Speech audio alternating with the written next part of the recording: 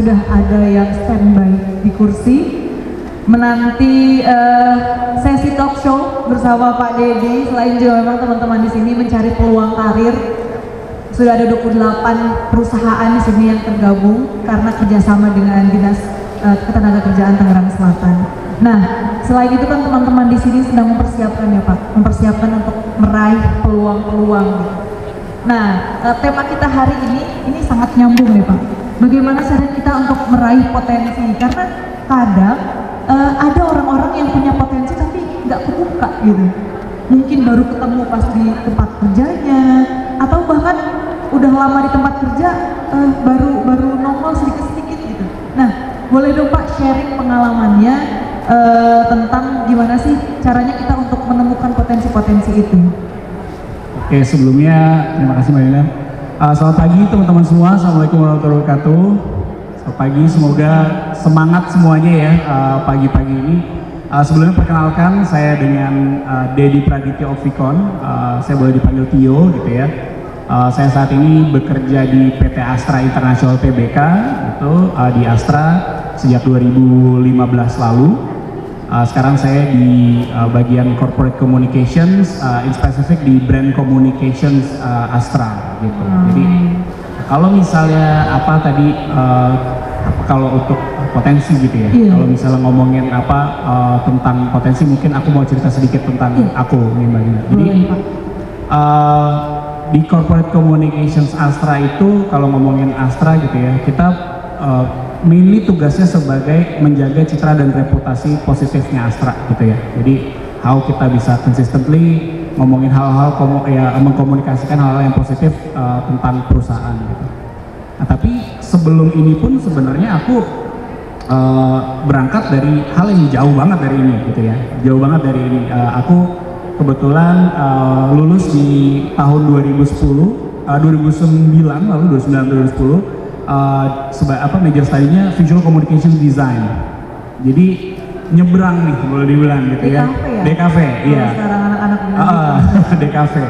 Jadi mungkin yang bisa nanti ter-highlight sama teman-teman bahwa sebenarnya memang kesempatan itu tuh luas banget di luar sana gitu ya. Jadi aku yang waktu itu lulus sebagai Visual Communications Design major study itu gitu, dan memutuskan setelah beberapa tahun bekerja untuk kayaknya saya bisa mengakses diri saya lebih unggul di sisi communications gitu ya. Akhirnya dapat kesempatan untuk bisa berkarir ya sekarang ini di Corporate Communications Astra gitu ya, walaupun itu field yang benar-benar berbeda dari apa yang saya pelajari. Enggak benar-benar berbeda sih, satu potongan kecil kan, Visual Communications Design gitu. Jadi dari 3 kata itu ada communicationsnya sebenarnya gitu, sama-sama komunikasi, tapi ini beda gitu, ranahnya beda gitu. Jadi mungkin untuk membuka gitu ya, untuk membuka obrolan kita pagi hari ini lebih ke bahwa saat nanti di dunia kerja itu memang kesempatan tuh luas banget gitu ya, terbuka gitu. Tidak hanya tidak hanya kita harus fokus, maksudnya katakanlah kalau misalnya kita udah punya major study kita A gitu ya, tapi di luar sana ternyata ada kesempatan yang lain gitu ya, B, C atau D, as long as itu masih sesuai dengan passion kita, sesuai dengan apa yang kira-kira kita inginkan, dan kira-kira itu bisa jadi ruang buat kita menggali potensi kita, menurut aku jalan aja gitu, karena kesempatan di sana tuh terbuka luas banget gitu sih.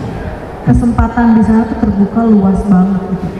Tapi kadang-kadang kita nggak bisa nih ngebaca menyinkronkan ada kesempatan, tapi ternyata kita nggak ngerasa nggak punya potensi untuk masuk kesempatan itu. Nah, ada nggak sih caranya biar kita bisa ngeklopin gitu antara kesempatan dengan potensi yang kita punya?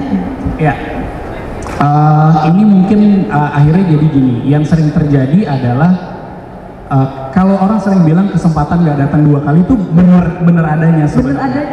Karena pun kalau kesempatan kedua datang biasanya aspek-aspeknya udah berubah gitu ya. Biasanya pertimbangan kita akhirnya jadi berubah gitu. Jadi exact kesempatan yang sama persis itu pasti nggak ada gitu. Jadi kalau menurutku gini, sebenarnya Mas Yaza ini banyak sebenarnya ngobrol gitu ya sama teman-teman di dunia kerja gitu ya, saat mereka cerita gitu ya, mereka nanya gitu, misalnya dapat tawaran dari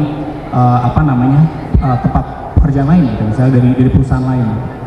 Selalu yang saya tanamkan ke teman-teman, misalnya teman-teman di luar sana, kalau misalnya kamu pindah atau mengambil kesempatan itu karena faktor eksternal diri kamu, jangan. Tapi kalau misalnya menurut kamu itu kamu pertimbangannya karena faktor internal diri kamu, karena di sana kamu biasanya kan kadang-kadang orang suka ini ya, pindah atau ngambil satu kesempatan karena nyari hal yang kurang di lingkungan yang sekitar sekarang gitu. Nah, jangan buang jauh-jauh itu, karena pasti obstacle, pasti tadi nggak sinkron, nggak apa segala itu pasti akan terjadi dimanapun gitu ya. Tapi saat kita bisa meyakinkan diri kita bahwa oh ini ada kesempatan dan ada ruang untuk saya menggali potensi diri saya, itu lakukanlah gitu ya. Jadi kembali ke tadi kan tema kita, topik kita pagi ini, how to reach your potential gitu. Potensi diri kita adanya di dalam diri kita. Kesempatan itu jadi medium ya, jadi jadi men-trigger untuk kita bisa mengeluarkan potensi terbaik kita. Jadi kalau menurutku gitu, jadi kalau ada kesempatan dilihat, di-assess kira-kira ini berpotensi untuk bisa menggali potensi atau saya mengeluarkan potensi yang lebih atau enggak ya. Jadi bukan melihat wah kayaknya itu lebih baik deh dari yang lingkungan saya sekitar sekarang gitu. Jadi dilihat dari ke diri sendiri kalau menurutku gitu. Menurutku itu tips-tipsnya yang biasanya. Justru kalau ada kesempatan itu dilihat sebagai kayak apa ya, yang ngedorong gitu. Betul, ya. Jadi triggernya untuk kita, kalau saya ambil itu, walaupun banyak hal yang mungkin harus disinkronize lagi, banyak hal yang harus penyesuaian lagi gitu. Tapi as long kita masih bisa yakin kalau ini kesempatan yang kita ambil akan bisa ngebawa kita menggali potensi kita lebih dalam lagi, ambil. Jadi kalau datang kesempatan jangan disia-siain. Jangan disia-siain. Luar biasa. Tapi nih dari pengalamannya Pak Tio, dipanggilnya Pak Tio ya. Tio aja boleh. Dari pengalaman Pak Tio, tadi dari DKV terus dari komunikasi, itu kan hal yang berbeda. Nah, caranya Pak Tio dulu mengidentifikasi potensi itu tuh gimana sih ceritanya? Bisa ketemu akhirnya. Oke, jadi kalau sebenarnya kembali selalu yang saya lakukan biasanya di akhir tahun gitu ya, menjelang biasanya resolusi gitu ya, kayak kan walaupun udah cukup berumur tapi tetap harus kayak anak-anak Gen Z yang resolusi 2023 apa gitu. Saya selalu mempertanyakan diri saya kayak mau jadi apa di di tahun depan gitu. Apa yang terus pertanyakan lagi apa yang udah kita lakukan di tahun ini udah oke atau belum. Kita self assessment. Kalau aku selalu biasanya mempertanyakan kembali gitu ke diri sendiri. Kira-kira tahun ini apa sih kalau ngomongin tentang kerjaan, apa sih tahun ini kerjaan yang paling disukain gitu? Apa sih project yang paling disukain gitu? Terus tahun depan kira-kira mau ngembangin ke project yang mana ya? Mau nyari project apa ya? Mau cari tantangan yang kayak gimana ya?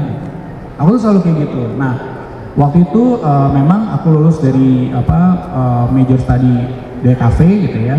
Sempat kerja juga jadi 1,5 tahun di Creative Promotions yang benar-benar ngebantu untuk bikin desain dan lain sebagainya. Terus tapi aku pertanyakan lagi, sebenarnya yang aku suka ternyata bukan tentang eksekusinya, tapi tentang bagaimana proses pembuatan idenya, bagaimana proses pembuatan strategi komunikasinya gitu. Aku mikir kayak gitu, ternyata yang menyenangkan buat saya atau yang jadi menantang buat saya tuh bagian ininya nih gitu. Ternyata bagian di belakangnya nih gitu. Kira-kira di mana ya saya bisa menggali potensi diri saya supaya bagian itu bisa teremphasize gitu. Jadi men-challenge diri sendiri sih sebenarnya lebih kayak gitu, karena yakin banget teman-teman juga di sini pasti ya kan kayak sekolah pun makin lama makin susah. Kuliah juga makin tinggi tingkatnya makin susah gitu, makin challenge-nya makin tinggi. Begitu udah di dunia kerja kita bisa milih banget untuk kita menjadi tetap orang yang sama, mengerjakan daily task yang sama aja setiap tahun ya, apalagi kalau perusahaan besar seperti Astra, kalendernya udah jelas, setahun mau ngapain aja, dan project rutin tahun depan udah akan begitu aja gitu, akan sama gitu cycle-nya. Tapi kalau misalnya kita terus-terusan kayak gitu kan, akhirnya nanti self potential kita nggak tergali gitu ya. Kalau kita ngikutin apa aja yang on paper kita disuruh dikerjakan, kita nggak akan tergali. Jadi tugas kita untuk mempertanyakan, untuk self assessment lagi. Maka itu yang saya ini pada waktu itu saya lihat, oh ternyata saya lebih suka di bagian strategi implementationnya, strategi developmentnya gitu ya. Lebih ke situ. Akhirnya saya coba cari kesempatan di tempat lain gitu. Kebetulan dapat di corporate communications waktu itu sebelum ke Astra akhirnya, karena Astra itu perusahaan ketiga.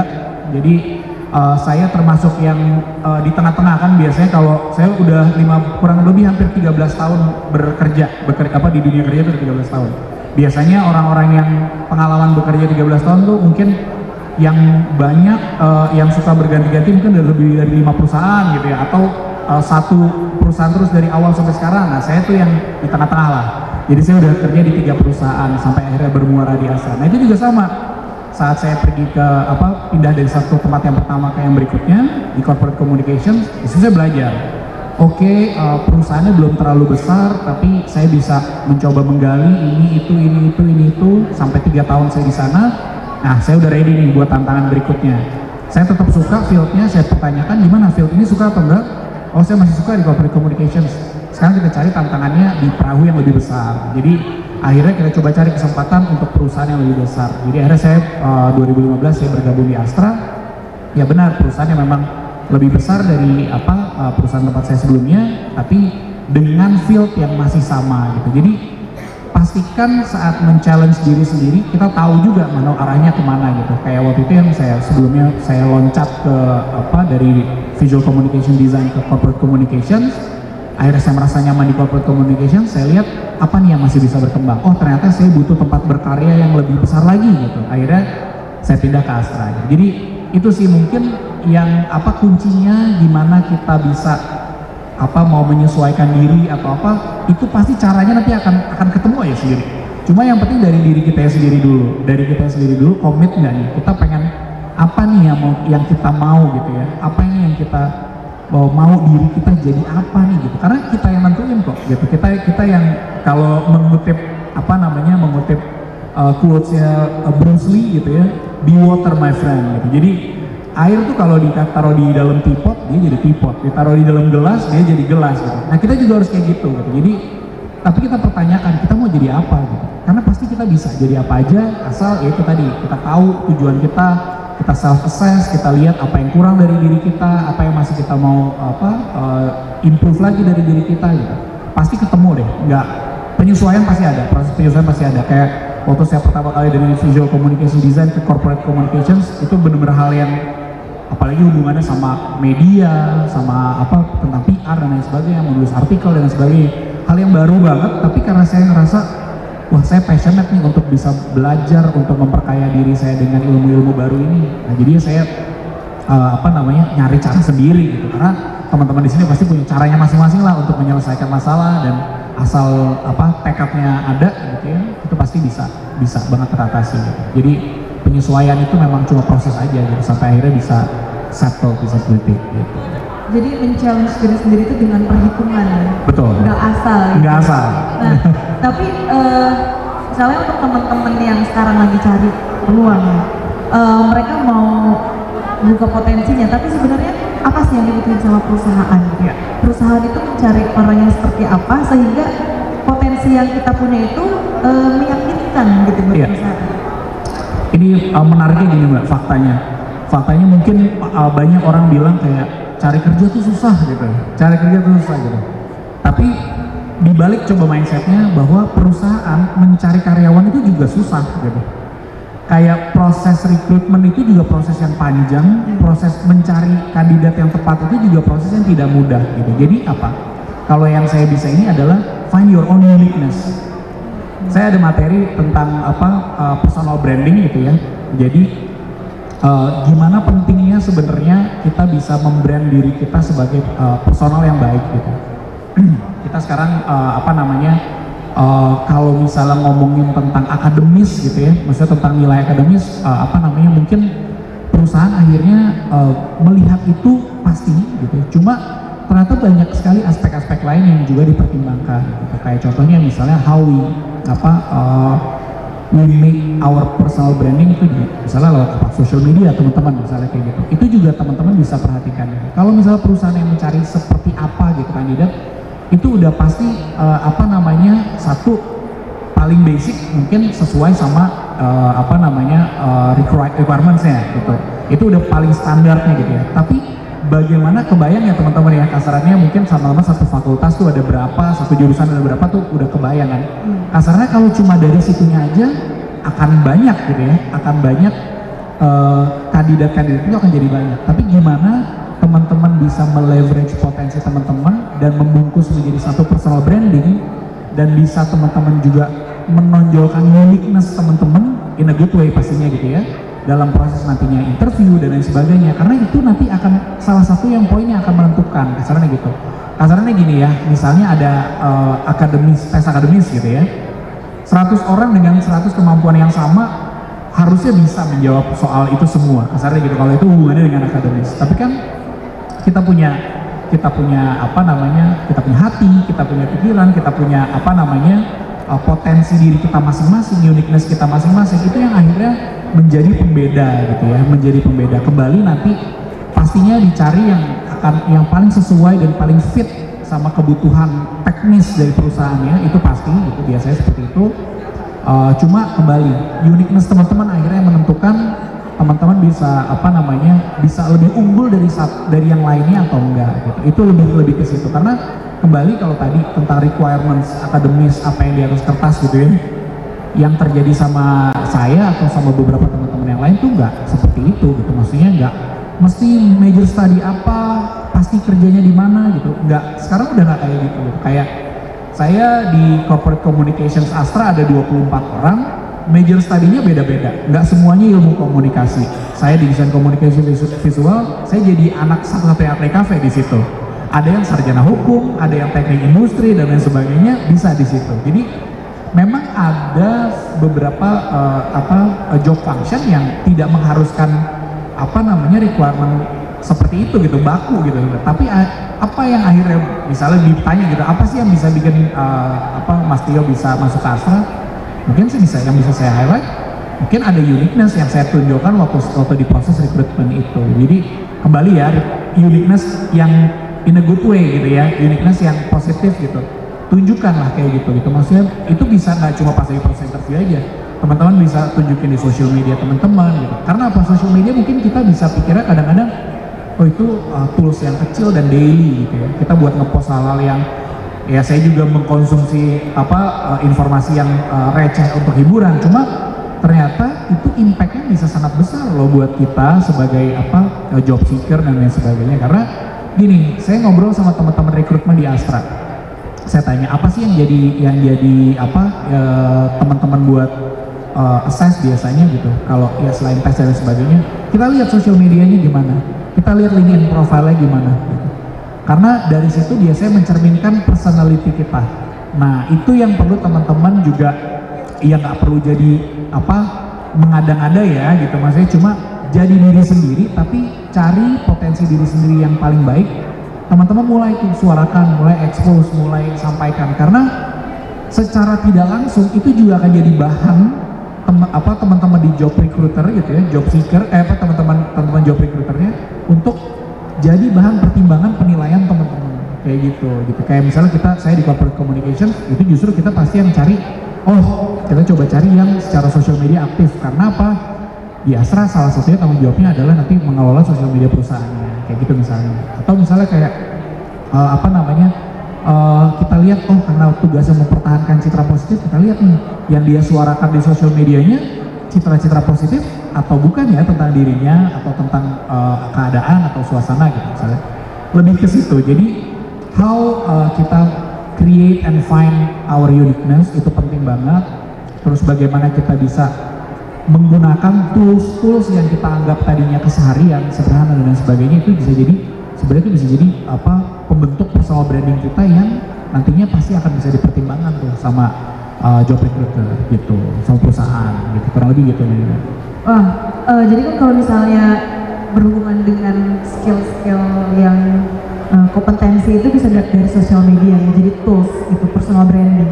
Tapi kalau dari perusahaan sendiri ngelihat para pencari kerja ini, kemampuan soft skill apa yang dicari trennya sekarang? Apakah leadershipnya, ataukah critical thinkingnya, atau apa? Dan bagaimana cara teman-teman ini akhirnya bisa menunjukkan potensi-potensi soft skill itu? Ya, kalau misalnya aku sedikit cerita di Astra gitu ya. Di Astra itu kita ada budaya yang namanya continuous improvement, kaizen gitu ya. Kita selalu dididik untuk itu. Jadi dari sekitar tahun 80-an gitu ya, Astra udah punya kompetisi inovasi namanya Innovastra yang udah menghasilkan jutaan proyek inovasi. Jadi di situ apa yang bisa ditarik bahwa Astra selalu mendorong karyawannya untuk melakukan continuous improvement. Jadi setiap tahun ada kompetisinya tuh, karyawan-karyawan bisa ngumpulin proposal inovasi dan lain sebagainya, itu dilombakan gitu yang hubungan sama proses kerja dan lain sebagainya.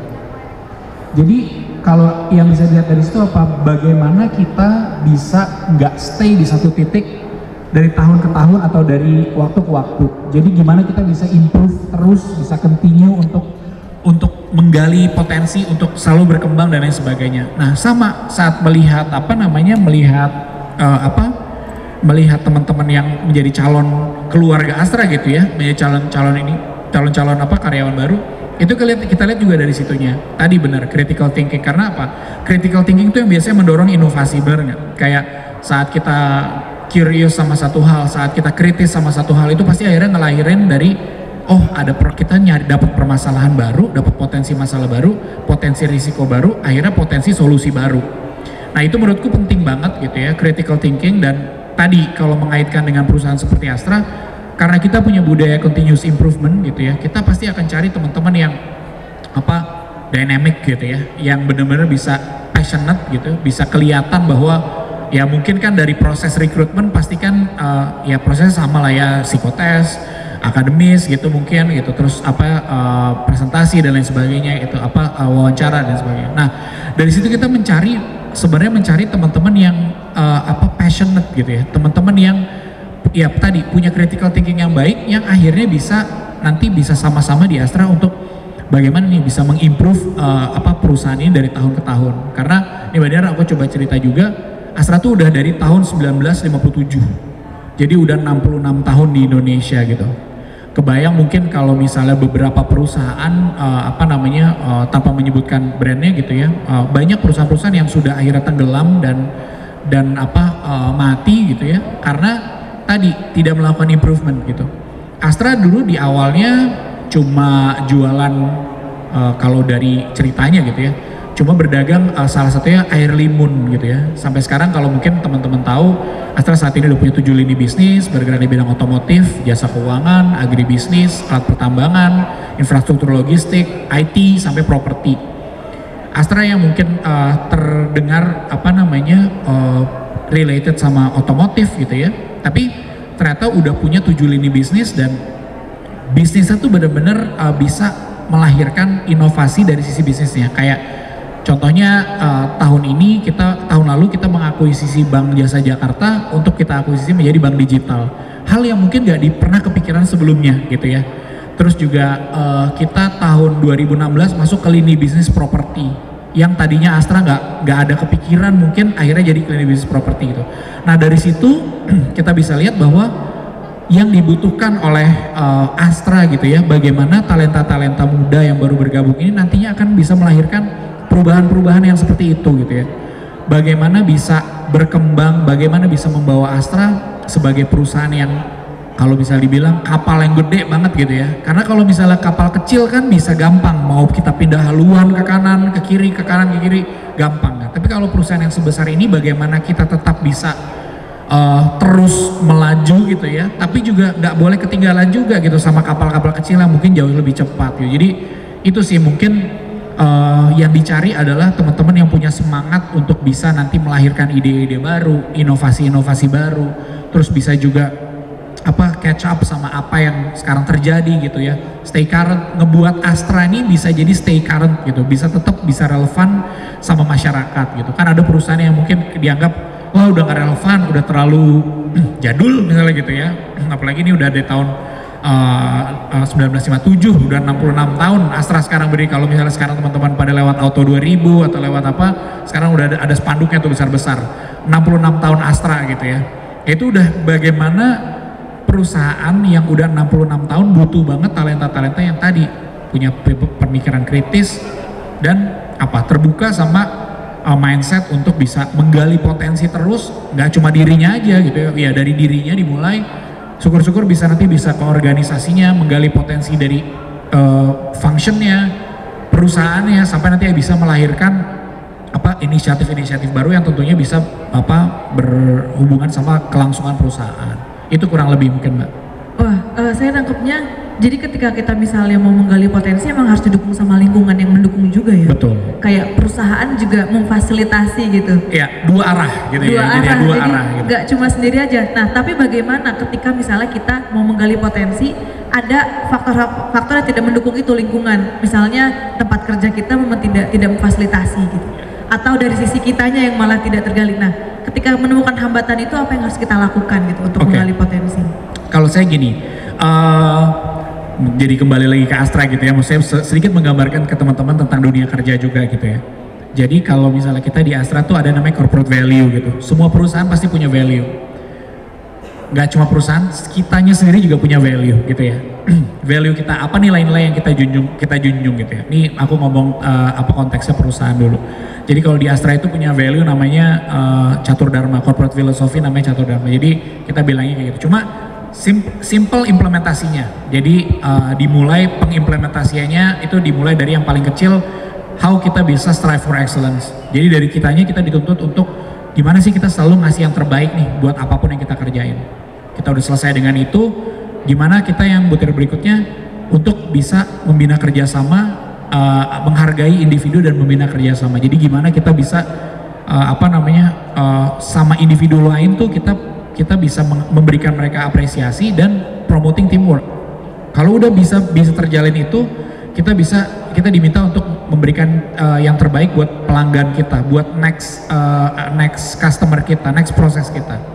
Baru setelah udah kayak gitu, kita bagaimana bisa menjadi milik yang bermanfaat bagi bangsa dan negara. Jadi di situ kita menjunjung tinggi value-nya gitu. Jadi saat misalnya gitu ya, di lingkungan kerja ada yang seperti itu, kita bisa simply ngomong, value kita kan ini nih, value kita kan ini ya, value kita kan kalau misalnya kita sendiri udah oke nih, kita udah mau ngegali, mau nunjukin yang terbaik, tapi ternyata partners kita kurang mendukung lah gitu misalnya gitu ya.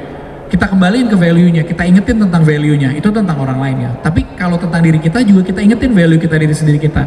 Apa nih, kita mau ngebawa diri kita kemana gitu ya. Tadi kembali, gimana kita bisa, hambatan tuh pasti ada.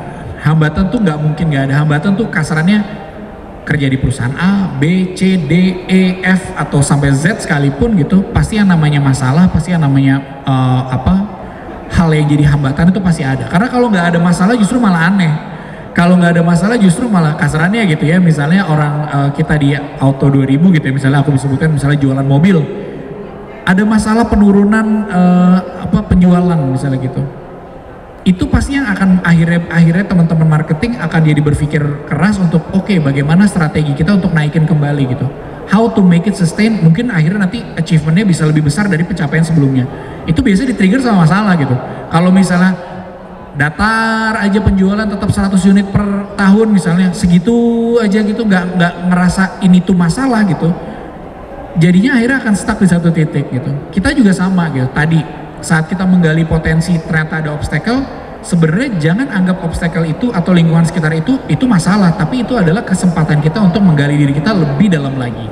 Kasarannya gitu ya, misalnya kita mau, katakanlah apa yang paling sederhananya, kita mau bikin project A, tapi ternyata tim kita peers kita misalnya agak kurang passionate gitu, untuk kita untuk bisa punya pace yang sama dan passion yang sama untuk kita untuk kerjain project itu.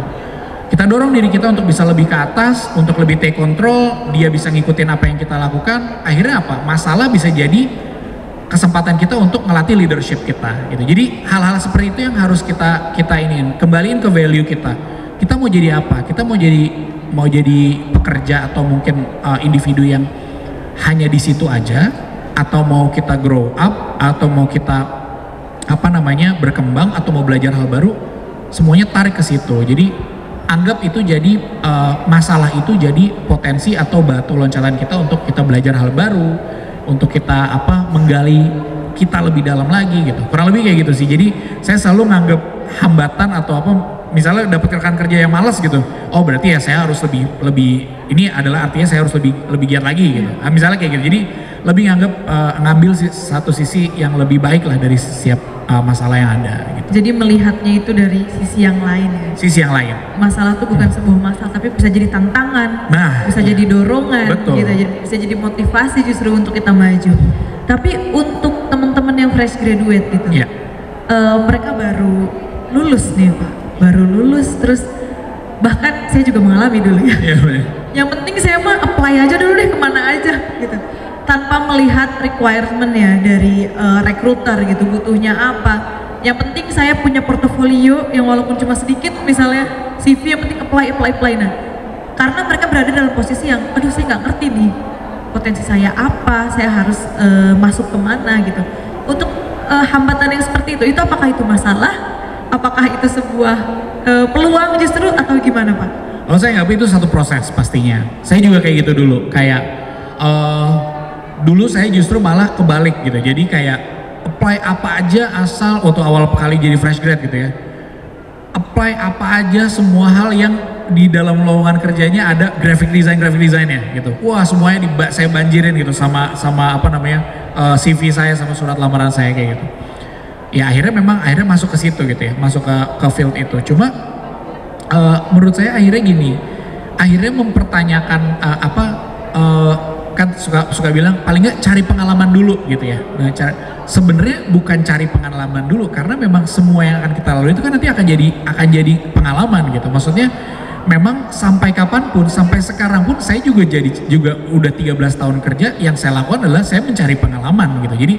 Jadi jangan menganggap kecil apapun yang teman-teman bermuara di mana gitu nantinya gitu. Saat misalnya kita apply banyak ini nanti diterima, atau ternyata begitu dijalanin kurang sesuai sama ini.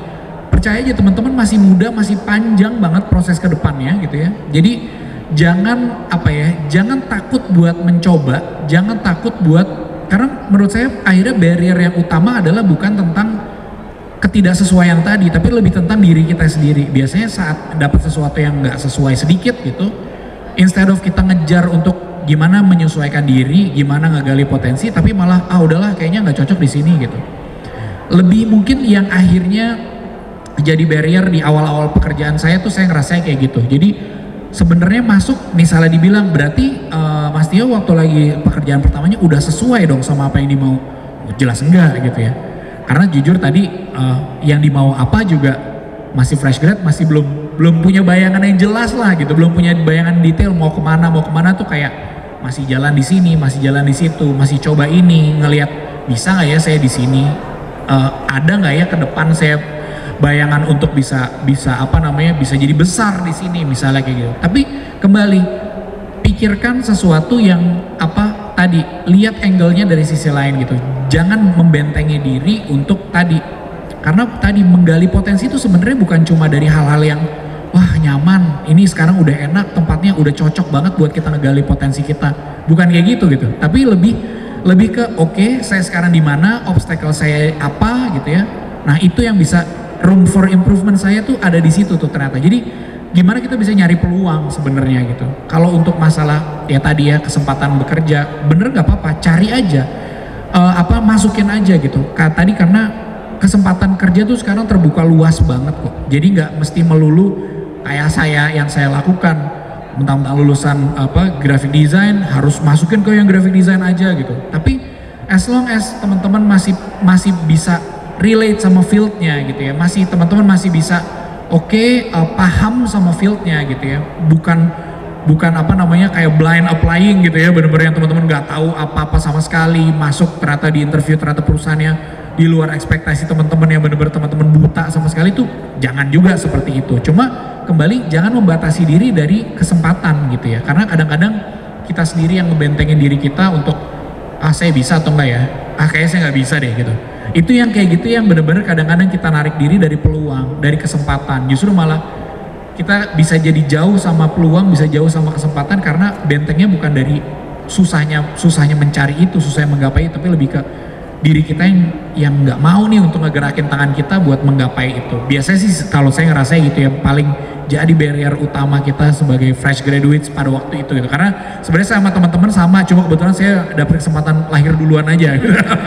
Jadi Kesempatan lahir duluan. Jadi itu sih mungkin sama aja kok gitu. Maksudnya pasti bisa, pasti segala peluang itu pasti ada gitu ya. Tinggal gimana teman-teman mau atau enggak lepas dari barrier itu. Jadi emang butuh keberanian ya. Pasti. Untuk ngeraih itu, nggak cuma ngelihat ada kesempatan nih, tapi kalau misalnya kita nggak berani mah percuma gitu ya. Bener. Takut tuh nggak ada sebenarnya sih, maksudnya kasarnya kayak rasa takut tuh yang nyiptain kita sendiri, bukan lingkungan kita. Jadi ya lingkungan kita mah begitu aja gitu. Cuma kitanya yang kadang ngerasa kecil, ngerasa nggak mampu, ngerasa saya fresh graduate gitu. Justru itu jangan itu buang jauh-jauh. Justru malah pikirin bahwa perusahaan tuh butuh talenta-talenta muda, butuh pemikiran-pemikiran segar gitu dari teman-teman gitu. Kembali tadi, asal teman-teman bisa menunjukkan keunikan teman-teman in a good way, in a positive way, dan percaya teman-teman bisa kontribusi lebih buat nanti organisasi teman-teman, pasti akan ada jalannya kok. Kesempatan pasti, kasarnya tadi kembali, kalau nggak ada keberanian untuk ambil kesempatan ya nggak akan jadi apa-apa. Kesempatan cuma akan jadi kesempatan aja, nggak akan jadi sesuatu buat diri kita gitu. Jadi kayak buang jauh-jauh rasa insecure gitu. Buang jauh-jauh rasa overthinking ya, overthinking biasanya tuh anak zaman sekarang orang kayak gitu Pak, insecure, overthinking gitu, tiap malam nggak bisa anxiety tidur gitu ya. Anxiety. Nah, ngomongin soal proses juga, mungkin tadi Bapak dapat kesempatan lahir duluan gitu. Artinya kan sudah punya kesempatan, punya pengalaman lebih banyak juga gitu. Mohon maaf sebelumnya, pernah nggak ngerasa gagal gitu? Untuk ya tadi menemukan potensi atau misalnya ngambil kesempatan gitu, pernah ngalamin kegagalan, nggak boleh di share mungkin? Pernah banget lah ya. Kalau misalnya ngomongin pernah gagal atau enggak, bisa aja aku bilang kayak minggu lalu baru gagal kok gitu. Kasarnya gitu. Jadi kadang gini, ini sebenarnya sebenarnya terlecutnya sama. Jadi kalau kita di Astra itu banyak training gitu ya, banyak training yang biasanya diisi sama higher level management gitu ya. Itu di Astra tuh ceritanya malah lebih ngeri-ngeri lagi gitu ya, kayak pernah diceritain bahwa ada satu top level manajemen, katanya dia cerita, saya pernah melakukan kesalahan yang berimpact pada kerugian perusahaan sekian miliar gitu. Tapi lantas abis itu saya keluar dan dipecat, saya masih di sini nih sekarang gitu. Jadi dari situ saya ngambil memang kayak yang akhirnya bilang kalau kegagalan ini adalah akhir dari segalanya itu diri kita sendiri gitu. Jadi kayak gitu. Nah, kalau kembali ke saya, pernah gagal apa enggak tadi? Pasti pernah ya. Minggu lalu juga mungkin saya baru aja gagal gitu. Karena kegagalan tuh sebenarnya bukan akhir, tapi kegagalan tuh proses gitu. Sama aja kayak kesuksesan menurut saya. Karena sukses itu bukan akhir juga gitu. Sukses itu cuma proses. Hari ini kita bisa sukses, besok kita bisa gagal, besok kita bisa gagal lagi, besoknya lagi kita bisa sukses lagi gitu. Karena yang namanya achievement saat kita membatasi ke dalam satu konteks aja, hidup kita akan jadi kayak, terutama di dunia kerja akan jadi kecil, akan jadi sempit banget untuk kita menggali potensi kita, menggali potensi diri kita gitu. Jadi let's say misalnya saya bilang saya tentang sukses dan gagal saya gitu ya. Saya bilang misalnya sukses saya adalah saya bisa saya bisa jadi misalnya gitu ya, jadi direktur di umur 50 gitu. Lalu setelah saya umur 50, saya mau ngapain lagi gitu? Kan saya udah sukses. Atau sampai dengan ke umur 50, apa yang saya harus lakukan? Kan saya nggak sukses tuh kalau misalnya saya belum dapat di situ gitu. Jadi lebih ke saya menganggap kegagalan dan kesuksesan itu adalah proses yang harus kita lalui setiap hari gitu. Saya pernah mungkin kalau misalnya cerita pengalaman pribadi saya tentang gagal itu ya, mungkin lebih ke gagal itu kan berarti sesuai hal yang kita rencanakan tidak terjadi gitu ya, itu berarti gagal kan ya gitu. Saya pernah gagal yang bener-bener udah nggak bisa ditolong lagi gitu. Jadi gagal yang bener-bener emang force major gitu ya, udah bener-bener gagal kayak karena kondisi faktor eksternal yang nggak memungkinkan. Astra punya satu campaign yang cukup besar namanya Satu Indonesia Awards gitu ya. Di tahun 2020 itu saya jadi project manajernya gitu ya. Saya jadi project leadernya. Saya dari bulan November tahun sebelumnya itu udah tahun 2019 udah bikin macam-macam, udah bikin persiapan dan lain sebagainya. Tahun 2020 Maret mau kick off acaranya, pandemi. Gagal, acaranya nggak bisa. Semua plan saya dari A sampai Z yang udah saya rencanakan gagal nggak bisa, nggak ada yang bisa diimplement. Saya cuma punya waktu 2 minggu untuk gimana program ini mau dijalanin atau enggak. Kalau misalnya saya highlight kegagalan itu sebagai hal yang udahlah gagal, emang udah pandemi, nggak usah dikerjain programnya. Udah bilang aja ke manajemen kalau situasinya nggak memungkinkan untuk kita kerjain, selesai aja udah. Saya bisa aja punya pilihan kayak gitu dan mungkin aja dibaikin sama manajemen karena mungkin impactnya kalau misalnya kita nggak ngerjain satu program pasti ya bisa jadi ada cost efficiency dan lain sebagainya. Cuma saya ngelihat program ini impactnya besar, baik sekali untuk orang-orang apalagi saat pandemi karena Satu Indonesia Awards ini kita memberikan apresiasi untuk anak-anak muda yang punya manfaat punya program yang bermanfaat buat sekitar. Jadi kita tuh setiap tahun selalu ngasih penghargaan ke orang-orang yang sosok-sosok inspiratif lah. Kita buka pendaftaran dan sebagainya. Saya ngerasa ini tuh bisa jadi justru malah bisa jadi pemantik semangat teman-teman nih di luar sana gitu.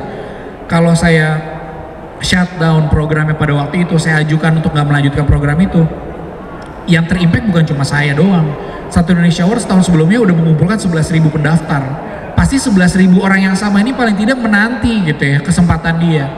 Saya coba berpikir ke arah sana, berpikir ke arah apakah saya mau lanjutkan kegagalan yang tadinya cuma di lingkup saya doang jadi kegagalannya orang lain juga, jadi kegagalan yang lebih besar, atau justru malah saya mau men-challenge kegagalan yang saya lalui untuk jadi hal yang tetap bisa punya manfaat positif buat masyarakat. Akhirnya saya waktu itu saya putuskan untuk regroup semua tim, kita bikin format online kayak gimana, kita bikin format virtual gimana, penjaringan pendaftar, penjurian dan lain sebagainya sampai dengan awarding night-nya nanti online itu gimana kita pikirin.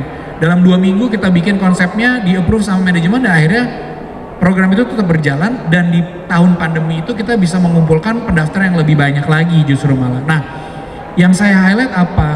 Kegagalan itu bukan ujungnya.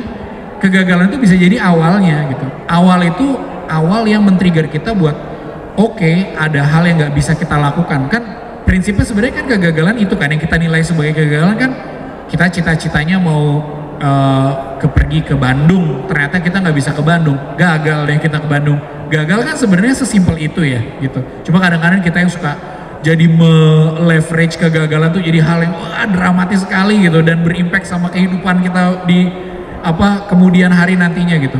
Nah itu sih sebenarnya in terms of mindset sebenarnya menurut saya. Jadi yang paling penting saat kita menyikapi satu kegagalan kita bisa lihat saya nggak bisa melakukan plan A kita, apa yang harus kita lakukan? Mau kita buang plan A-nya lalu kita bikin plan B atau C, D dan lain sebagainya, ataukah sebaliknya, ataukah gimana gitu. Jadi jadikanlah kegagalan yang teman-teman sebut kegagalan itu pemacu diri buat ngegali sesuatu dan buat paling tidak membuat kegagalan yang menurut teman-teman labelin sebagai kegagalan itu jadi kegagalan orang yang lebih banyak lagi gitu kasarannya gitu. Jadi jadikanlah itu justru malah hal yang bisa memacu teman-teman untuk bisa jadi lebih baik lagi. Syukur-syukur bisa lebih baik lagi buat sekitarnya teman-teman dan memberikan dampak positif lagi buat sekitarnya gitu. Itu sih mungkin spirit yang aku selalu bawa kalau misalnya lagi ketemu hal yang mentok gitu. Berarti kuncinya ada di mindset ya? Mindset, bener. Ada di mindset. Nah, mindset seperti apa sih sebenarnya yang baik gitu, yang bagus ya? Yeah. Untuk teman-teman nih. Kalau saya selalu ngelihat gini, kayak selalu mengutipnya gini, see the good, be the good gitu ya. See the good, be the good. Jadi instead of, kan kalau sekarang ada ada istilah julid gitu ya. Julid gitu ya, Siapa yang suka julid? Siapa yang suka julid? Ada istilah julid gitu. Julid tuh bukan cuma buat orang lain doang. Julid tuh kadang-kadang ke diri kita sendiri juga kita suka julid gitu. Suka kayak julid tuh apa sih? Ngomongin hal yang buruk tentang hal lain gitu kan ya. Kita juga sebenarnya di bawah alam sadar kita suka julid sama diri kita sendiri. Lu kayak nggak bisa deh. Lu kayak nggak bisa deh kayak gitu. Contoh julid ya itu. Itu contoh julid juga sebenarnya, tapi julid sama diri sendiri. Itu yang ngebuat kita saat kita ngalamin kegagalan itu jadi kayak apa ya? Jadi kayak drama banget, jadi kayak dramatis banget nih gitu. Karena itu tadi kita ngelihat diri kita, tuh kan gagal kan? Dibilangin juga apa kemarin-kemarin kan kita ngomong diri sudah harusnya kan nggak ngambil yang itu, udah dibilangin sih nggak percaya. Itu ngomong suara-suara dalam diri kita tuh kayak gitu. Nah, saya selalu berpegangan kalau lihat yang baik dan jadi yang baik gitu. Jadi kayak setiap masalah atau kesalahan saya coba lihat sisi baiknya. Kayak kemarin yang saya contoh tadi project tadi. Saya coba lihat sisi baiknya kalau misalnya saya tetap menjalankan project ini walaupun dengan waktu yang sangat singkat sekali tersisa, apa ya baiknya? Oh, yang baiknya tetap berarti saya bisa memberikan manfaat buat belasan ribu orang, ngasih pengharapan buat belasan ribu orang ini untuk tetap menjalankan program dia nih, karena pengen programnya bisa menang mungkin di ajang itu kan. Jadi pikirin sesuatu yang kira-kira dari positive side-nya gitu. Apapun semua hal, kasarannya ya kita ngomong bencana alam sekalipun sebenarnya kalau misalnya kita lihat positive side-nya tuh pasti masih ada gitu. Pasti masih ada good side-nya gitu ya. Jadi kembali sih kalau menurut saya yang jadi kunci adalah tadi mindset positive mindset itu penting banget gitu. Karena tadi kalau misalnya kita udah julid sama diri kita sendiri gitu ya, udah beranggapan buruk sama diri kita, udah pasti lo nggak bisa lah gitu. Udahlah janganlah, kayak misalnya dapat kesempatan, jangan coba-coba deh, ngapain sih coba-coba, ntar malah jadi gagal lagi, ntar malah jadi gak berhasil lagi. Mendingan di sini aja udah gitu. Yang akhirnya ngebantasin kita buat berkembang, buat menggali potensi kita, buang jauh-jauh. Mendingan kita benar-benar jadi orang yang itu aja bisa melihat kebaikan dan bisa jadi menjadi kebaikan itu gitu. Jadi kekuatan pikiran itu mempengaruhi ya. Sangat mempengaruhi. Jadi ketika kita pikiran negatif jadi negatif. Makanya tadi see the good be the good. See the good be the good. Sampai sini teman-teman ada yang mau bertanya?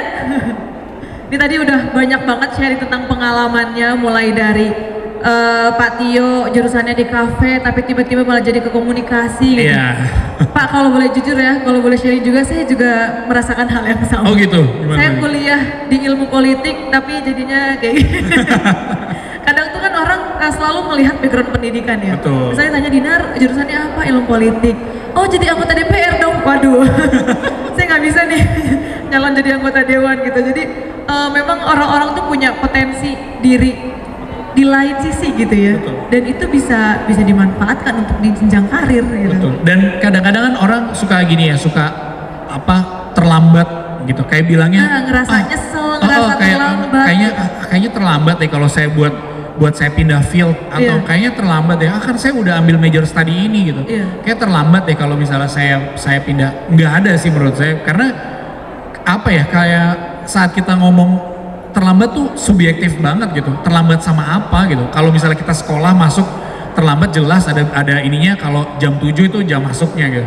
Tapi kalau dalam hidup, dalam pekerjaan kan nggak ada patternnya gitu. Nggak ada kayak terlambat banget orang udah baru umur 50 baru jadi manajer misalnya gitu, atau kecepatan banget orang umur 20 jadi umur 25 jadi manajer gitu. Nggak ada kayak gitunya gitu. Maksudnya kembali cepat atau lambat itu relatif, tergantung kita melihatnya bagaimana. Dan kalau misalnya kita selama itu masih kita bisa meyakinkan diri kita bahwa kita bisa akan lebih baik lagi gitu ya, atau kita ini bisa menggali potensi kita bisa jadi berkembang dan lain sebagainya, buang jauh-jauh sih kata terlambat. Karena menurutku kembali hal-hal yang sifatnya subjektif dan datangnya cuma dari pikiran kita yang kadang-kadang suka memberatkan gitu ya, memberatkan hal-hal kayak gitu, mendingan buang jauh-jauh, berani aja gitu. Maksudnya berani aja dan ya persepsi atau ketakutan itu yang justru malah ngebuat kita untuk nggak bisa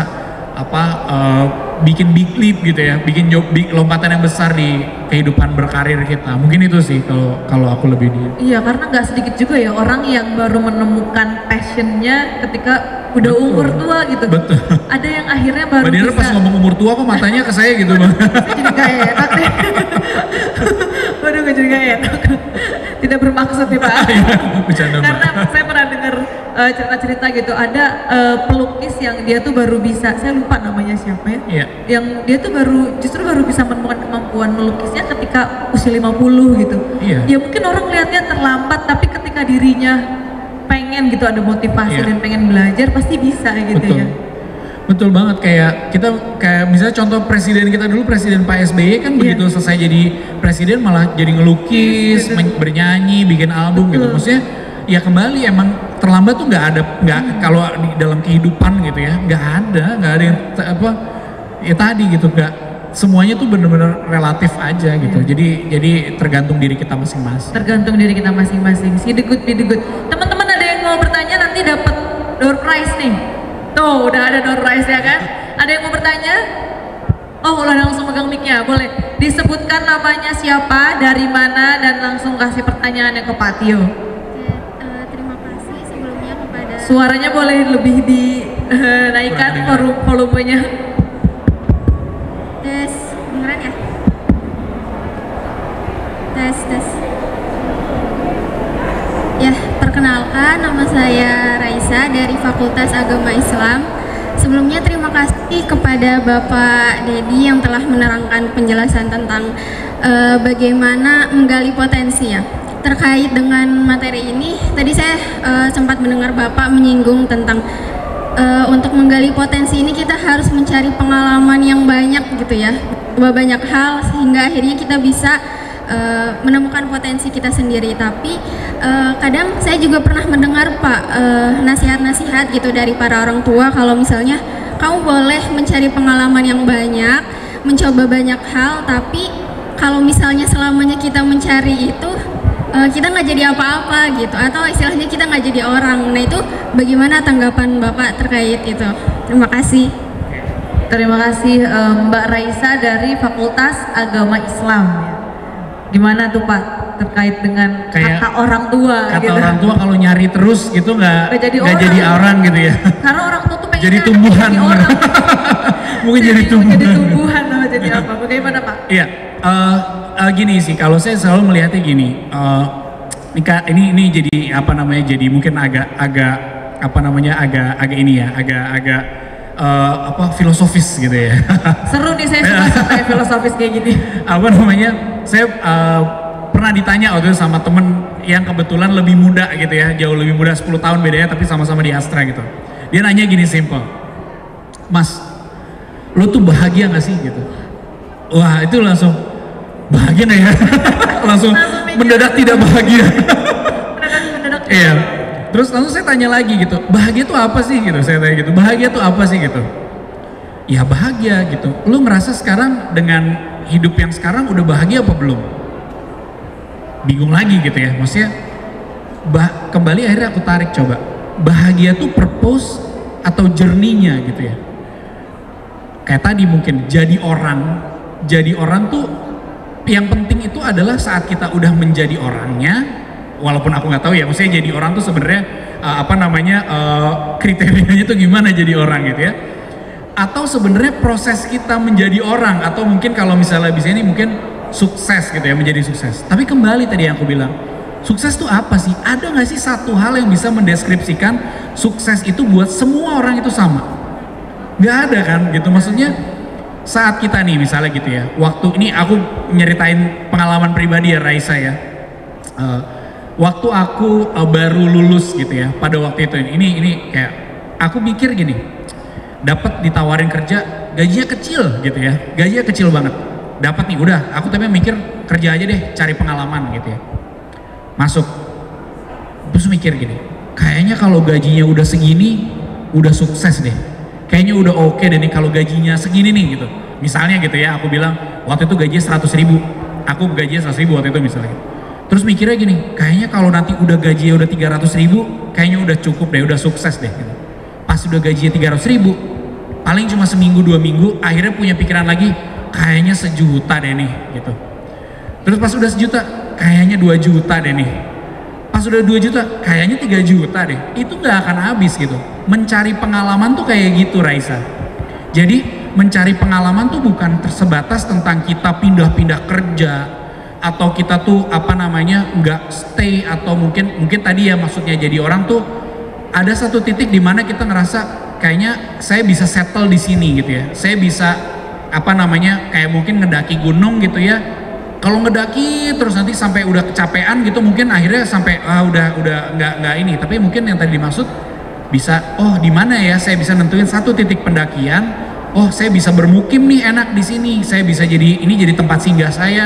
Saya bisa belajar masak di sini. Saya bisa belajar berburu di sini gitu ya, kalau misalnya orang-orang yang ini gitu. Mungkin kayak gitu ya, kalau misalnya dianggap kayak gitu, penting banget buat kita untuk saat kita di titik itu gitu ya, saat kita udah ngerasa di titik itu, jangan pernah membatasi bahwa kita udah nggak perlu lagi mencari pengalaman atau menggali potensi gitu. Jadi saat kita udah jadi orang sekalipun, walaupun nggak tahu ya kriterianya jadi orang itu apa, kalau kita nggak lantas kita jadi berhenti untuk mencari pengalaman gitu. Karena pengalaman tuh kembali, aku di Astra ini selama 8 tahun bukan berarti aku tidak mencari pengalaman.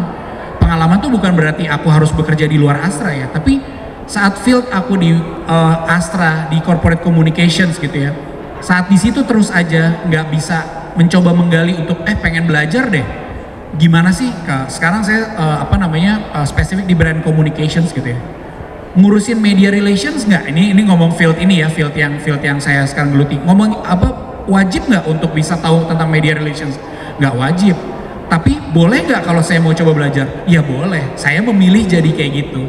Saya memilih cari pengalaman di media relations, ngobrol sama tim media relations. Bagi dong kerjaan lo satu, gue coba kerjain. Iseng. Dinilai apa enggak? Ya enggak. Saya sendiri yang menilai. Cari pengalaman lagi di divisi lain. Harus nggak pindah-pindah tempat? Nggak harus gitu. Cari pengalaman bukan tentang gimana kita bisa harus jadi kutu loncat di mana perusahaan sampai akhirnya kita dapat gaji yang kita inginkan, bukan tentang itu. Tapi cari pengalaman itu adalah tentang bagaimana kita men-challenge diri kita untuk selalu mendapatkan experience yang berbeda gitu. Jadi kayak tadi sih, kalau kembali nanti nggak jadi orang, tenang saja, bilang aja sama orang tua, tenang saja ayah ibu, saya orang kok, bukan Tuhan.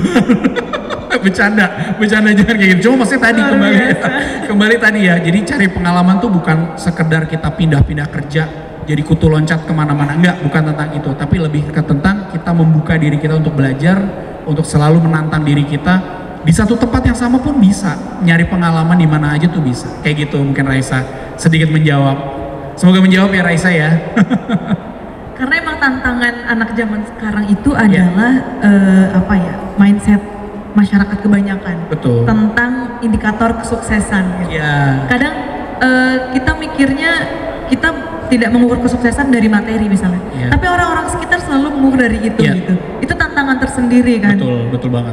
Nah, terus ada juga tadi soal cari pengalaman. Saya pernah dengar mungkin ada beberapa selebriti yang kena kasus narkoba segala macam. Nah, itu ternyata faktornya adalah kenapa akhirnya mereka mengkonsumsi obat-obatan terlarang itu, karena mereka ngerasa hidup mereka tuh udah sukses di atas, karir udah paling tinggi, ibaratnya uang udah sampai bingung duit mau dikemanain gitu. Artinya kan dia udah punya potensi, tapi dia stuck di potensi itu, gitu ya. Berarti manusia itu sebenarnya punya potensinya banyak dong. Banyak banget. Nah, ketika kita sudah merasa di atas itu, yang perlu kita lakukan adalah mencari potensi-potensi kita yang lain, gitu ya. Betul banget, Mbak Dinar. Jadi kayak tadi ya, kalau yang dibilang tentang dorongan dari eksternal gitu-gitu, itu emang bener banget sih, banyak banget gitu. Kayak ini agak kontroversial mungkin ya gitu. Cuma saya in daily saya harus supervise social media channelnya Astra. Teman-teman kalau boleh nanti buka Instagramnya @1_Indonesia, boleh di follow. Satu angka atau satu? SATU _Indonesia, boleh di follow. Itu account social medianya Astra. Di YouTube ada, terus di Instagram, TikTok, Twitter gitu. Ya Astra juga mau kekinian juga, mau jadi main TikTok juga Astra, walaupun TikToknya masih emerging, tapi kita yang udah establish, kita di Instagram, salah satunya yang udah cukupin Instagram, Facebook, Twitter. Nah, saya juga sering ngerasa tadi ya, mungkin downside of the social media tuh saya ngerasain sih. Maksudnya saat sesimpel gini ya, kayak ngelihat temen yang seumuran, kok kayaknya kursi kerjanya dia gede banget ya, kayak yang di sinetron, bos-bos yang di sinetron gitu. Kayak gitu aja udah langsung minder gitu. Kayak gitu aja udah langsung, ya kok saya kursinya masih sama aja nih, maksudnya kursinya masih kan gak paling gampang ngukurnya kayak gitu ya. Oh di meja dia udah ada yang segitiga ada namanya tuh gitu, kayak gitu. Standar lah gitu, maksudnya hal kayak gitu pasti ngedorong kita banget untuk jadi julid buat diri kita sendiri. Jadi kayak gimana sih lo, temen lo udah kayak gitu juga, lo masih kayak gini. Nah kembali sih menurutku, kembali jadi how we have to see the good, be the good, gak cuma tentang tentang hal lain di luar kita, tapi tentang diri kita juga gitu. Jadi gimana kita bisa tadi potensi kita banyak banget, potensi yang baik ataupun potensi yang buruk. Tadi yang Mbak Dinar sempat sampaikan sampai ke narkoba lah, amit-amit ya. Maksudnya jangan nggak mau lah kita semua sampai ke situ. Cuma tadi kembali saat kita udah ngerasa kita berhenti di satu titik, itu pasti ada yang salah sama diri kita gitu. Karena sejatinya orang hidup juga nggak akan ada bisa berhentinya gitu. Iya nggak sih, kayak aduh istirahat dulu ya, hidup istirahat dulu gitu. Kita kan nggak mungkin bisa kayak gitu ya. Kita nggak bisa stopping waktu, kita nggak bisa stop. Kitanya mungkin bisa berhenti, tapi sekitar kita kan nggak mungkin berhenti untuk kita gitu ya. Jadi saat tadi kembali menggali potensi tuh, kapan sih batasan maksimalnya tuh ya nggak ada. Mencari pengalaman, menambah ilmu, membuka kesempatan atau mencari kesempatan, mengambil kesempatan tuh sampai kapan sih gitu batasannya gitu, nggak ada gitu. Even orang sekarang kalau saya misalnya kayak naik kendaraan online gitu ya, misalnya suka ngobrol sama bapak-bapak drivernya gitu. Kadang-kadang mungkin yang berumur nanya, Pak usia berapa gitu, 66 tahun nih, baru ini terjadi, ini kisah nyata nih, 3 hari yang lalu saya naik taksi online. Saya udah lama Pak taksi online, udah lama Mas, dari 2014, dari zamannya Uber waktu itu. Oh gitu, gimana Pak? Oke pendapatannya oke gini. Dulunya di mana Pak? Dulunya di Angkasa Pura kerjanya, dia cerita. Terus dia bilang, ya daripada saya bengong, nanti saya malah jadi linglung kalau misalnya orang tua kan gitu ya. Saya biasa kerja, jadinya memilih untuk kayak gini gitu, ngisi waktu, dia bilang. Yang bisa diambil apa? Saat orang waktunya dibilang udah pensiun sekalipun, yang orang katanya udah udah di akhir masa produktifnya, kalau dia memilih untuk menggali potensi dia di tempat yang lain, jadi driver, sesimpel jadi driver taksi online, itu tuh umur itu tuh nggak menghalangi yang namanya usia produktif.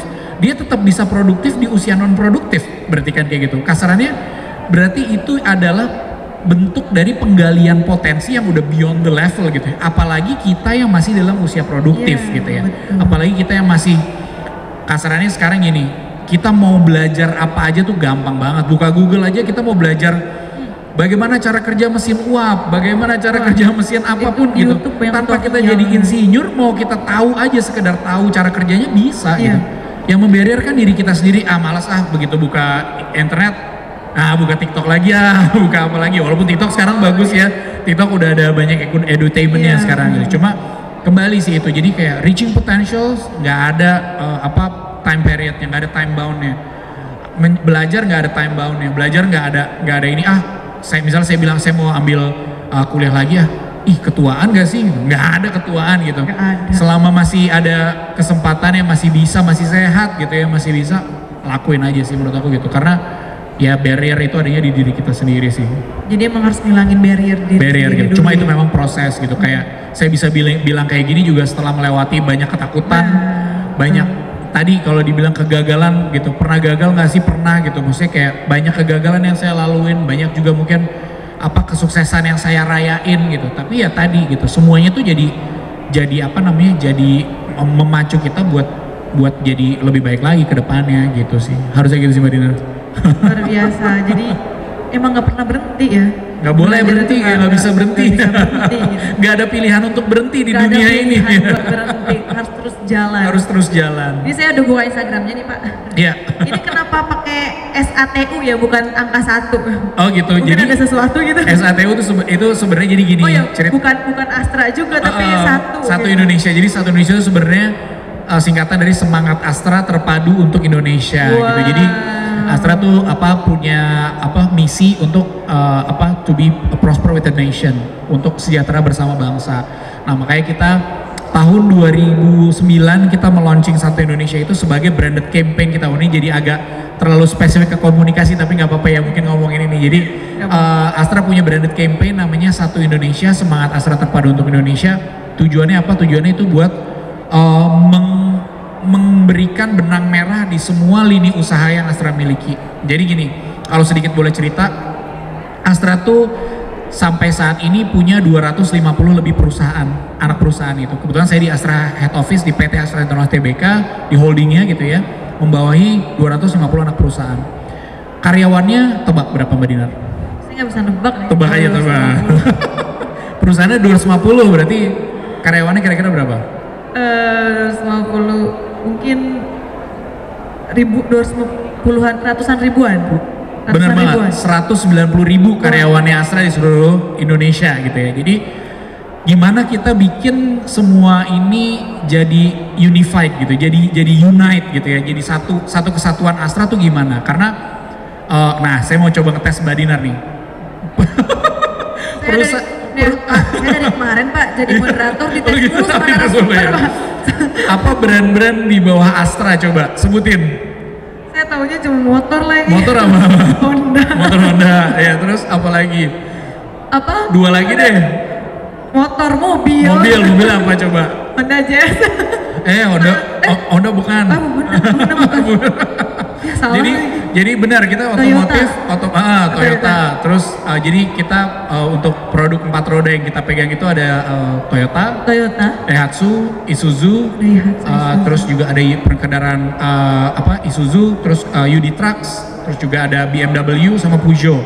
Tapi untuk BMW sama Peugeot kita penjualannya aja gitu ya. Cuma yang lainnya kita itu agen tunggal pemegang merek. Pasti di situ kan ada prinsipal juga. Jadi saat kita sama Toyota, kita mendirikan Toyota Astra Motor, ada Astra dan ada Toyotanya gitu. Kita juga harus menghormati partners kita juga, karena as a brand Toyota juga mau keluar, tapi Astra juga mau keluar. Gimana caranya supaya mengunify semuanya? Akhirnya kita bikin branded campaign Satu Indonesia, semangat Astra terpadu untuk Indonesia, supaya menandakan bahwa Astra ini walaupun brand-brand partnersnya itu banyaknya dari international brand, tapi Astranya sendiri ini perusahaan murni Indonesia gitu. Jadi kayak gitu. Jadi semangatnya bagaimana Astra hadir di Indonesia, perusahaan yang 190.000 karyawannya itu adalah orang-orang, anak-anak Indonesia, anak-anak unggul bangsa gitu ya, yang menciptakan lapangan kerja segitu banyak dan berkontribusi terhadap pembangunan Indonesia. Dan semangat kita selalu untuk gimana jadinya, gimana kita ada selalu memberikan dampak positif buat Indonesia. Jadi menakar itu semua, waktu itu kita mau go social media, oke, kita mau go atas nama apa nih, Astra ataukah justru branded campaign kita akhirnya yang dorong branded campaignnya Satu Indonesia gitu ceritanya. Jadi ini tercipta dari ratusan ribuan potensi anak bangsa, anak Indonesia. Luar biasa, tepuk tangan dulu teman-teman. Keren sekali. Sebelum lanjut, ada yang mau ditanyakan lagi? Ada yang mau bertanya? Dapat door prize loh. Harus diiming-imingin, tapi bukan motor ya. Saya tadi nanya sama Mbak Dinar, berarti dapat door prize juga saya. Dapat door prize nggak nih? Dapat door prize-nya motor nggak nih Pak? Ada yang mau bertanya? Ayo, ada yang mau bertanya? Ini sayang loh kalau nggak nanya loh. Mumpung ada di sini, kapan lagi ketemu ya? Ayo tanya boleh. Sambil minum dulu boleh Pak? Iya, siap. Ada yang mau bertanya? Ayo silakan bertanya tentang potensi ini, karena kan banyak juga loh mahasiswa UMJ yang mungkin jurusannya apa tapi punya kebisaan yang lain gitu. Ada yang mau bertanya? Oh ada. Silahkan kakak berkerudung pink. Baik, selamat pagi, salam kenal Pak. Saya Filzah dari UMJ. Ingin bertanya, jadi ketika kita punya masa pengangguran yang lama, jadi katakanlah 6 bulan, 1 tahun, itu akan seiring waktu kita akan semakin mempertanyakan diri gitu. Saya tuh sebenarnya punya potensi atau enggak sih? Kok nggak ada yang mau hire saya gitu. Nah di saat seperti ini, bagaimana menguatkan diri kalau kita tuh punya potensi? Bagaimana untuk bertahan melawan pikiran-pikiran sendiri yang negatif gitu. Terima kasih Pak. Siap Mbak Filzah ya? Iya, Mbak Filzah. Kalau misalnya berkaca pada pengalaman pribadi, 6 bulan, saya juga 6 bulan waktu itu habis lulus baru kesempatan dipanggil kerja tuh setelah 6 bulan. Sempet dipanggil interview cuma 1 kali atau 2 kali gitu, masih gagal juga gitu ya. Tapi saya ngelihat apa yang berbeda dari waktu saya mencari kerja tahun 2009. Mbak Filza kira-kira umur berapa tuh 2009? Saya baru kelas 2 SMP, Pak. 2 SMP. 2009 sama sekarang tuh yang berbeda banget menurut saya adalah bagaimana kita bisa mengisi waktunya kalau saya melihat ya. Karena kemarin kayak pandemi juga jadi membuka mata banget untuk apa namanya, untuk ternyata tuh di luar sana banyak banget ya cara buat kita menggali potensi gitu kalau saya ngeliatnya gitu. Jadi gini Mbak Filza, yang perlu kita pahami adalah tadi kembali ke mindset yang tadi aku sampaikan sempat. Job seeker emang susah nyari kerja, percaya, tapi dibalik coba perusahaan juga susah nyari karyawan yang tepat gitu. Jadi kasarnya tuh kayak gitu. Jadi sebenarnya ini matter of time aja gitu. Ini cuma tentang apa namanya peluang yang masih kasarannya kalau misalnya apa arisan gitu ya atau dadu gitu ya atau arisan lah gitu. Namanya aja yang belum keluar dari gelas gitu ya. Sebenarnya lebih kayak gitu saya bilang. Cuma how to keep us motivated kan gitu ya. Gimana? Nah, kalau menurut saya banyak banget caranya Mbak Filza, karena dulu waktu zaman saya 2009 nggak ada yang namanya webinar gratis, yang namanya seminar gratis, yang namanya itu jangankan webinar ya, internetnya aja zaman dulu masih pakai internet yang dial up, internet yang apa kalau misalnya ada yang telepon rumah masuk keputus gitu. Jangankan nonton YouTube gitu ya, nonton apa namanya ya internet masih kurang, masih inilah masih nggak kayak sekarang gitu, nggak serapid sekarang. Mungkin cuma kayak gitu. Nah sekarang kan sebenarnya sesimpel kita ngebuka handphone kita, apa banyak banget platform webinar gratis, edukasi gratis dan lain sebagainya gitu.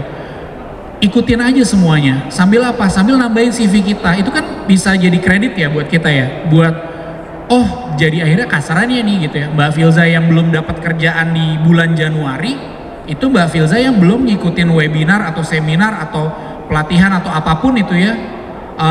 Yang belum ikutin. Tapi saat Mbak Filza lagi ngikutin itu di bulan Februari, di bulan Maret Mbak Filza udah jadi Mbak Filza yang berbeda, bener nggak? Udah jadi Mbak Filza yang udah punya apa? Udah dapat informasi tentang ini, tentang itu, misalnya tentang manajemen, webinar manajemen dan lain sebagainya. Itu pasti dipertimbangkan. Itu pasti dipertimbangkan sama apa namanya, sama job recruiter gitu ya. Itu pasti akan ngelihat juga gitu. Oke, apa during waktu kosong kan kelihatan lah ya dari graduate kapan sampai sekarang Mbak Filza ngisi itu dengan kegiatan-kegiatan yang positif. Kasarannya kalaupun itu tidak di-acknowledge, tapi itu jadi hal yang memperkaya Mbak Filza. Intinya apa? Intinya jangan membiarkan situasi atau keadaan membuat Mbak Filza tuh kayak jadi berhenti dan demot gitu ya. Kan kita ngomongnya demot. Karena gini, saat kita ngerasa kesempatan belajar itu atau berkembang itu cuma satu titik, saya cuma bisa berkembang atau belajar kalau saya udah tergabung dalam satu perusahaan, selesai itu jadinya. Jadi terlalu apa sayang banget gitu potensinya, apalagi fresh grad, idenya masih banyak gitu ya, banyak banget sekarang sarana buat kita ngembangin diri gitu. Jadi menurut saya nggak ada alasan sebenarnya mau 6 bulan, 1 tahun atau mungkin pahit-pahitnya itu bisa sampai 2 tahun gitu ya, mudah-mudahan enggak gitu. Cuma itu tuh matter of time aja sih, matter of peluang sama kesempatan sama yang match itu belum aja gitu menurut aku gitu. Menunggu waktu aja, menunggu yang tepat aja, itu simply kayak gitu menurutku. Karena banyak banget job seeker, tapi banyak banget sebenarnya job vacancy itu banyak banget gitu kan. Ini juga booth apa namanya di sini kasarannya mungkin sampai sebuah perusahaan effort banget membuka booth di satu universitas mencari calon rekrut mencari calon pegawai. Itu kan berarti apa? Berarti ada effort juga kan dilakukan sama perusahaan. Berarti tidak mudah juga sebuah perusahaan untuk mencari karyawannya gitu. Jadi tadi sih kembali, jangan lupa find your own uniqueness in a good way Mbak Filza. Pokoknya kalau misalnya kalau udah mulai demot, udah mulai kayak kok lama banget ya kayak gitu, isi dengan hal-hal yang baik gitu ya. Nggak dengan adanya internet things ini, dunia internet ini kita udah nggak ada alasan lagi untuk kayak misalnya gitu ya. Saya belum pernah ke Jepang, tapi saya udah tahu jalan-jalan Jepang kayak apa. Caranya apa? Google Street View aja. seganggangnya aja kelihatan. Gak ada alasan buat kita nggak bilang nggak tahu gitu ya, buat kita nggak ngerti gitu, nggak ada alasan buat itu. Jadi sekarang tuh internet jadi kawan kita banget tuh, jadi bener-bener bisa banget kita utilize buat kita gali potensi kita kembali, Mbak Filza. Jangan sampai julid ke diri kita. Gimana sih kan tadi yang bilang Mbak Filza bilang kalau aku kategorinya tuh julid tuh sama diri sendiri, berarti kayak gitu. Jadi kayak gimana sih, kayaknya emang lu nggak punya potensi deh, kayaknya emang lu yang nggak ini deh, nggak mampu deh gitu, emang nggak laku deh kayaknya gitu. Itu lagi ngejulitin diri sendiri tuh, buang jauh-jauh deh, buang jauh-jauh. Pokoknya percaya aja kesempatannya pasti ada, tapi pastiin saat kesempatan itu datang Mbak Filza ready. Gimana dengan caranya ngisi dengan hal yang bisa tetap ngembangin Mbak Filza. Itu sih Mbak kurang lebih. Semoga menjawab Mbak Filza. Terima kasih. Tetap Pak. semangat. Terima kasih. Luar biasa.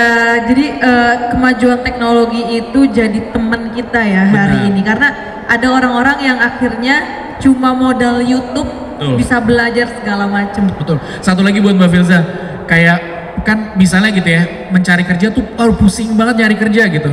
Jangan berharap saat udah bekerja pusingnya hilang. Pas kerja pusing juga, tenang aja. Pas Jadi kerja pusing juga. maksud aku pusing itu cuma fase, pusing itu cuma proses. Saat ini pusingnya adalah pusing belum dapat kerja, saat udah dapat kerja juga pusing nyelesain kerjanya gitu. Nanti akan ada kepusingan-kepusingan lain, tapi tenang aja kan, maksudnya kita selalu punya cara untuk mengatasi kepusingan itu gitu. Jadi kita nggak written on stone juga, kita kan punya pikiran, kita punya akal, kita punya semangat buat mengeliminate itu semua gitu. Semangat Mbak Filza. Rasa pusing selalu ada pokoknya. Pasti ada, tenang aja. Pak, untuk menutup sesi talk Siap. show kita hari ini, ada quotes atau pesan apa gitu yang mau disampaikan buat teman-teman? Wah, udah dikeluarin lagi tadi. Udah dikeluarin ya. Jadi lebih ke ini sih, mungkin kalau aku selalu ini karena aku berbicara atau duduk di sini on behalf of Astra juga gitu ya. Maksudnya aku mewakili Astra, sebuah perusahaan yang sudah berdiri dari tahun 1957 kalau tadi mau ulang. Lebih ke gini teman-teman semua. Kalau misalnya memilih untuk jadi perusahaan yang itu aja gitu ya, mungkin Astra bisa gitu ya, tanpa harus mengambil resiko untuk akhirnya nanti misalnya mengalami kerugian saat investasi ke hal bidang lain dan lain sebagainya. Itu bisa aja gitu. Astra mau jadi perusahaan otomotif aja sampai nanti akhir hayatnya Astra entah kapan, bisa aja gitu. Tapi Astra tidak memilih seperti itu gitu. Harapannya teman-teman juga di sini juga kayak gitu. Juga jangan memilih untuk berhenti di satu titik aja gitu ya. Saat nanti teman-teman let's say misalnya bekerja dimanapun teman-teman berada, dapat satu field, dapat satu tanggung jawab yang mungkin nanti akan nanti ada istilahnya pekerjaan gosok gigi gitu ya. Pekerjaan gosok gigi yang tiap hari teman-teman lakuin sampai akhirnya udah jadi template, udah jadi rutinitas teman-teman. Kalau sampai teman-teman udah ngerasain kayak gitu, challenge lagi diri teman-teman dengan hal yang lain lagi gitu. Jangan pernah berhenti belajar. Kembali tadi, cari pengalaman bukan tentang berapa perusahaan yang kita hinggapi. Cari pengalaman bukan itu, bukan sekedar itu gitu ya. Dan cari pengalaman itu adalah salah satu bentuk kita untuk menantang diri kita, untuk menggali potensi diri kita, untuk gak berhenti di satu titik dan gak berpuas diri dengan apa yang udah kita lakukan sekarang gitu. Jadi jangan pernah takut teman-teman semua, karena ketakutan itu cuma di diri kita aja, barrier itu kita yang buat gitu.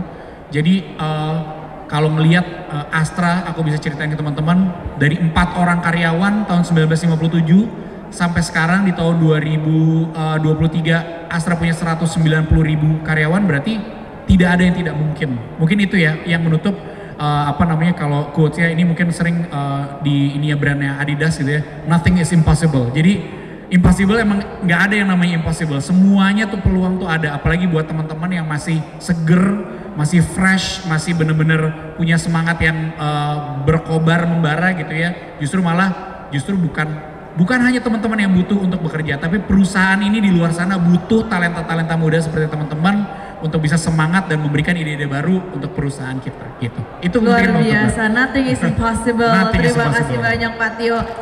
Wah, saya jadi ingat kata-kata Imam Syafi'i. Gimana? Kata Imam Syafi'i kayak gini, pergilah dengan penuh keyakinan, niscaya akan kau temui 5 kegunaan: ilmu pengetahuan, adab, pendapatan, menghilangkan kesedihan, mengagungkan jiwa dan persahabatan. Sungguh aku melihat air yang tergenang membawa bau yang tidak sedap. Jadi filosofinya adalah kalau kita diem di situ aja tuh kayak air tergenang. Kalau diem di situ aja tuh nggak ngalir, itu akan jadi air yang banyak bakterinya, banyak virusnya, bau. Sedangkan kalau mengalir itu akan menemukan apa ya, bersih gitu airnya. Sama seperti kita yang jangan stuck di situ aja, kata Bapak tadi. Jangan puas satu titik tapi harus terus cari tahu, cari lagi. Luar biasa, sekali lagi buat tepuk tangan untuk Pak Tio. Terima kasih banyak Pak Tio atas kesediaannya berbagi cerita pengalaman ke teman-teman di UMJ Karir Expo 2023. Semoga kita bisa ketemu lagi di kesempatan Amin, lain. amin, amin. Semoga kita semua sehat selalu. Amin, terima kasih banyak. Oh iya Pak, ini saya izin mau ditayangkan di YouTube nanti, delay nanti. Terima kasih banyak Pak. Sekian sesi talk show bersama Pak Dedi Pradityo. Kita akan melanjutkan. Siap, terima kasih banyak. Oh, mau foto dulu Pak.